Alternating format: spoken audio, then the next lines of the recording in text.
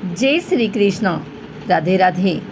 आइए सुनते हैं योगिनी एकादशी व्रत कथा, पूजन विधि एवं महत्व। योगिनी एकादशी का यह व्रत काफ़ी प्रचलित है। पौराणिक ग्रंथों के अनुसार तो तीनों लोकों में इस एकादशी को बहुत महत्व दिया गया है। पौराणिक ग्रंथों के अनुसार ही योगिनी एकादशी व्रत की कथा कुछ इस प्रकार है। महाभारत काल की बात है कि एक बार धर्मराज युधिष्ठिर भगवान श्री कृष्ण से एकादशियों के व्रत का महात्म्य सुन रहे थे। उन्होंने भगवान श्री कृष्ण से कहा कि भगवान, आषाढ़ माह के कृष्ण पक्ष की एकादशी का क्या महत्व है और इस एकादशी का नाम क्या है। भगवान श्री कृष्ण ने कहा, हे राजन, इस एकादशी का नाम योगिनी है। समस्त जगत में जो भी इस एकादशी के दिन विधिवत उपवास रखता है, प्रभु की पूजा करता है, उसके सारे पाप नष्ट हो जाते हैं। वह अपने जीवन में तमाम सुख सुविधाओं, भोग विलास का आनंद लेता है और अंतकाल में उसे मोक्ष की प्राप्ति होती है। योगिनी एकादशी का यह उपवास तीनों लोकों में प्रसिद्ध है। तब युधिष्ठिर ने कहा, प्रभु, योगिनी एकादशी के महत्व को आपके मुखारविंद से सुनकर मेरी उत्सुकता और भी बढ़ गई है। कृपया इसके बारे में थोड़ा विस्तार से बताएं। अब भगवान श्री कृष्ण कहने लगे, हे धर्मश्रेष्ठ, मैं पुराणों में वर्णित एक कथा सुनाता हूँ, उसे ध्यानपूर्वक सुनना। स्वर्गलोक की अलकापुरी नामक नगर में कुबेर नाम के राजा राज किया करते थे। वह बड़े ही नेमी धर्मी राजा और भगवान शिव के उपासक थे। आंधी आए, तूफान आए, कोई भी बाधा उन्हें भगवान शिव की पूजा करने से नहीं रोक सकती थी। भगवान शिव के पूजन के लिए उनके लिए हेम नामक एक माली फूलों की व्यवस्था करता था। वह हर रोज पूजा से पहले राजा कुबेर को फूल देकर जाया करता। हेम अपनी पत्नी विशालाक्षी से बहुत प्रेम करता था। वह बहुत सुंदर स्त्री थी। एक दिन क्या हुआ कि हेम पूजा के लिए पुष्प तो ले आया, लेकिन रास्ते में उसने सोचा, अभी पूजा में तो समय है, क्यों न घर चला जाए। उसने आते आते अपने घर की राह पकड़ ली। घर आने के बाद अपनी पत्नी को देखकर वह कामासक्त हो गया और उसके साथ रमण करने लगा। उधर पूजा का समय बीता जा रहा था और राजा कुबेर पुष्प न आने से व्याकुल हुए जा रहे थे। जब पूजा का समय बीत गया और हेम पुष्प लेकर नहीं पहुंचा, तो राजा ने अपने सैनिकों को भेजकर उसका पता लगाने को कहा। सैनिकों ने लौटकर बता दिया कि महाराज, वह महापापी है, महाकामी है, अपनी पत्नी के साथ रमण करने में व्यस्त था। यह सुनकर तो कुबेर का गुस्सा 7वें आसमान पर पहुंच गया।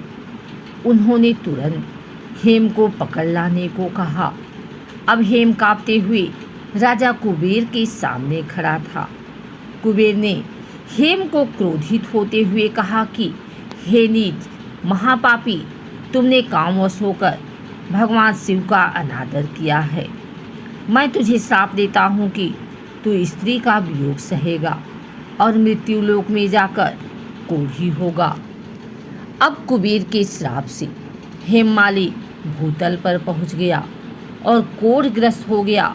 स्वर्गलोक में वास करते करते उसे दुखों की अनुभूति नहीं थी, लेकिन यहाँ पृथ्वी पर भूख प्यास के साथ साथ एक गंभीर बीमारी कोढ़ से उसका सामना हो रहा था। उसे उसके दुखों का कोई अंत नज़र नहीं आ रहा था, लेकिन उसने भगवान शिव की पूजा भी कर रखी थी। उसके सत्कर्म ही कहिए कि वह एक दिन घूमते घूमते मार्कंडेय ऋषि के आश्रम में पहुंच गया। इनके आश्रम की शोभा देखते ही बनती थी। ब्रह्मा की सभा के समान ही मार्कंडेय ऋषि की सभा का नज़ारा भी था।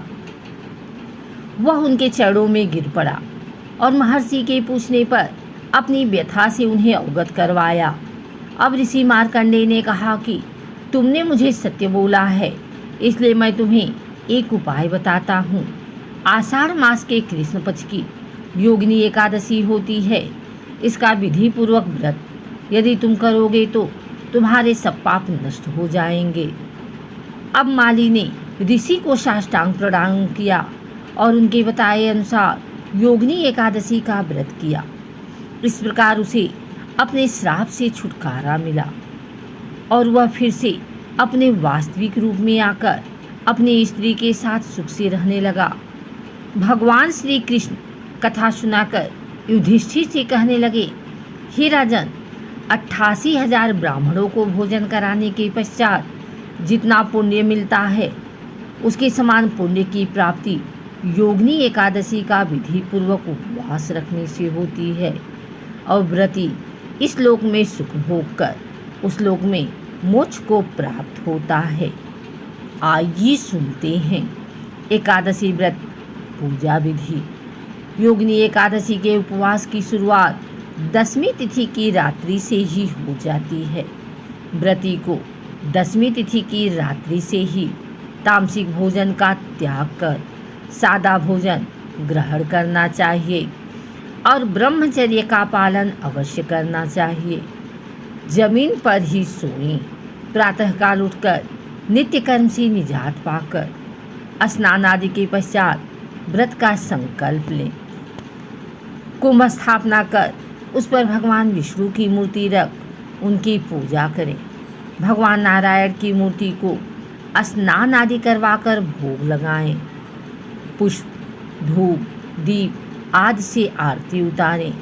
पूजा स्वयं भी कर सकते हैं और किसी विद्यमान ब्राह्मण से भी करवा सकते हैं।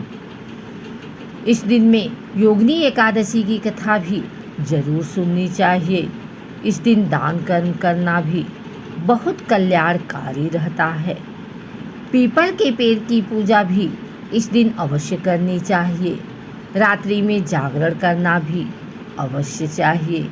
इस दिन दुर्व्यसनों से भी दूर रहना चाहिए और सात्विक जीवन जीना चाहिए। अगर आपको हमारी वीडियो अच्छी लगी हो तो इसे लाइक करें, कमेंट करें, शेयर करें। हमारे चैनल को सब्सक्राइब करके बेल नोटिफिकेशन ऑल पर सेट कर लें ताकि आगे आने वाली वीडियो सबसे पहले आप तक पहुंच सके। धन्यवाद।